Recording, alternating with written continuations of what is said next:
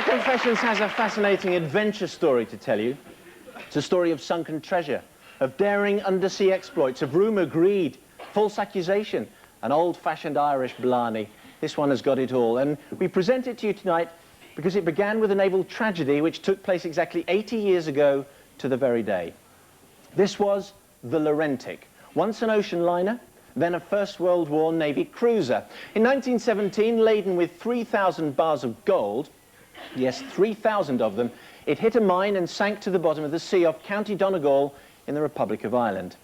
Most of the 3,000 gold bars were subsequently retrieved, but 24 were never found. Or were they? Spin forward more than 70 years now to July 1992.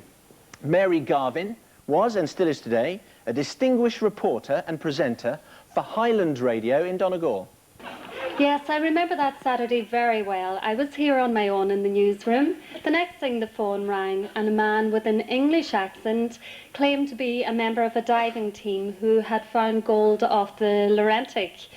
Well, it sounded like a great story to me, so I checked around. I rang Rita's Bar in Port Salin, and the people there seemed to believe it. They had talked to the divers and they believed their story. So I rang the man back and we did a great interview. And the following week it was all over the national papers and I had broken the story. It was fantastic. The evidence of an experienced journalist who staked her reputation on this story. How did it all begin? Well, our cameras went to Rita's Bar in the coastal village of Port Salin, and this is what we were told. Well, it was just a normal day here in Port Salin, and there were a big crowd of people about. And the divers just came in the door and they said they'd found a bar of gold. But it was wrapped up in paper, you know, and had paper around it and all around the bar and the lounge and everywhere. But they wouldn't allow anybody to touch it. I remember that well. They wouldn't let anybody touch it. But the thing that I remember best was the sudden spark in me. My God, here was the answer to all the things down the years that I wanted. My boat, get the cottage done up, peace, quietness, don't need to work anymore, spend all the time in Port Salin, pints of Guinness, and bathing in the warm sunshine. That was my idea. And there the trail goes cold. What happened to the salvaged gold? Where is it today? Someone knows. In fact, two people know, and they're sitting in our audience tonight. Come down, please, to the confessions couch. Fergus and Philip, the Gribbon brothers of Belfast.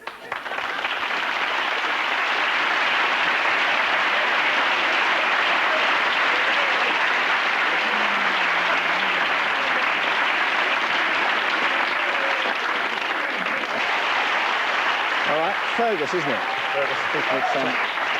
Philip, yep. Take a seat on the confessions couch. Thank you. Blimey. So you're the brothers then? You got it. Make the Mitchell brothers look like Bill and Ben. Feel scared. Feel scared already. So Fergus. Yes. Tell us the story about your gold and the truth this time, please. Well, it's a recognised Calm wreck. yourself, please, Phil. It's a recognised wreck, and I've dived it myself. This is on the Laurentic? On the Laurentic, yeah, several times. And it was a crowd of English divers from Manchester who came over on a regular basis, and I got to know them. We got to know them fairly well. But one of the guys this time had a bar formed with brass, like a gold shape. Right, so it looked like a bullion thing. Yes. Yeah. Filled the back of it with lead and brazed on a nice back of brass, so it looked very much like a... Right, why did he do that? As a wind-up. It was a joke, really. It started off as a joke.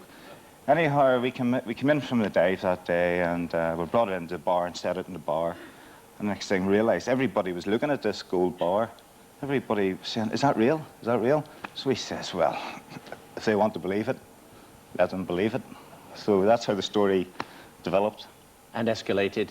And escalated. And escalated. Yes, yes. And got bigger. And headlines for about 3 or 4 weeks. But originally the idea was just a gag, that you'd put it on the wreck, sort of thousands of feet deep, right. And then people would dive for that. That was the idea? No, the idea was, the wreck is that big, actually. You'd be like looking for a needle in a haystack. But no, we brought this into the bar just for a bit of crack. Right. And that's... And it worked. And it worked slightly more than you ever thought it would work, didn't it? Yes. Now, those other guys, you mentioned the other guys. Who are they Well, that you did this with? crowd of guys from Manchester. I'm not just sure of their names now. Right. Well, shall we enlighten you? Yeah. Because you haven't met them for quite a long time, but Oh, they are no. here. The others were the members of the R.A.D.G Diving Club. Come in, please, because they are all here.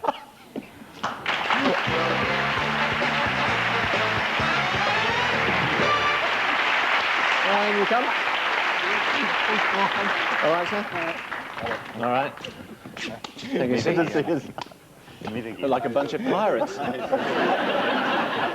Where's that man? Yeah, hello, all round. Yeah, all right, guys?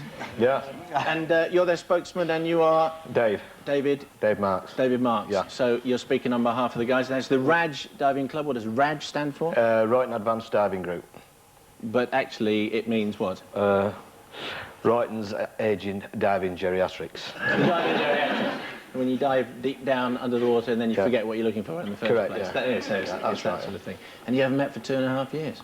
No, we haven't, no. But was it you who made the phone call to the journalist who we saw earlier? Was it you? Well, who made the call? actually... 'Cause she was talking about an English accent.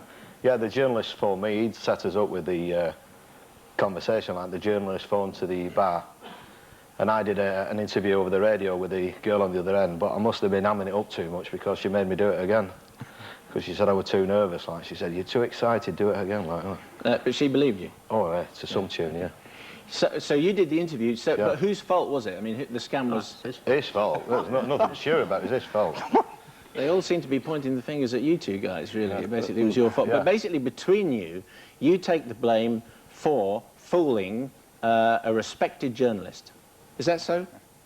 Oh, Would you say that? Because she then went on and told the world's press, and CNN picked it up, and it was on all the papers. Do you think you owe her an apology? Well, we should do, yeah, we do really. Well, she'll be very glad to hear that, because she's here now. Would you come in, please? This is Mary Garvin.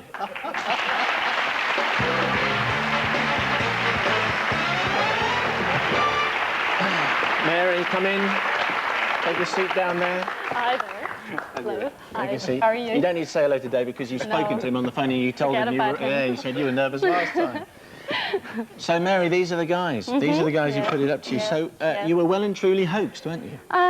Yes, I think I was actually, Simon, but as you heard there, it was a quiet Saturday morning, and it was a very good story, and I think any journalist worth their salt would have followed it up. Yeah, You know? I mean, and actually everyone fell for it, didn't they? Because we got some clippings from newspapers That's around right, the world. There are. that's right. There's some clippings, proof positive that it was taken up all over the place. Was it difficult for you as a journalist to rebuild your reputation? Because it was you'd sold a story that was complete rubbish. Well, it was touch and go for a while, but through hard work, sheer determination, and a lot of explaining, I think I've finally redeemed myself again. Yeah. Yeah. But it was quite difficult for you. Well, it was at the time, yeah, but I think I forgive it now. Yeah, yeah. But it was quite a tough thing at the time, wasn't it? It was indeed, but if you think it was tough for me, it was even tougher for Ray Cossum. Ray Cossum. So who's Ray Cossum? Well, he's the man who owns the boat, Simon. So he owns the wreck. So he's the guy who owns the rights to the wreck. Now, That's right. So what was the problem with him? Why was his life made difficult? Well, I think he got quite a lot of phone calls after from customs and excise and... Well, a you know. gold bar worth thousands of pounds. That's right, yes. Customs and excise. Would-be gold diggers. VAT men, VAT, tax men, exactly, yes, locals who yes. think, yeah, lend us a fiver. I think I even rang him, actually. Right, so you made his life a misery. So do you know this guy, Ray? Oh, yeah. Right. Yeah. And he owns the wreck. He owns the wreck. Yeah. And he lets you dive on it for a fee. You have to pay him No, he lets us dive it for free. free. Yeah. Okay, so here's a mate of yours. Oh, yeah. He owns a wreck. You dive on his wreck for nothing. Yeah. And you pay him back by setting him up, and he's hounded for 2.5 years by taxmen, customs and excise, VAT, locals who still think he's got the gold stashed away. No, the Fergus. And he's been looking for you for 2.5 years. Has he? And now, at last, he's got you all in one room. Would you welcome, please, into the studio, the much put upon? Would you welcome him in, please? Here he is, Ray Cossum. He's the guy.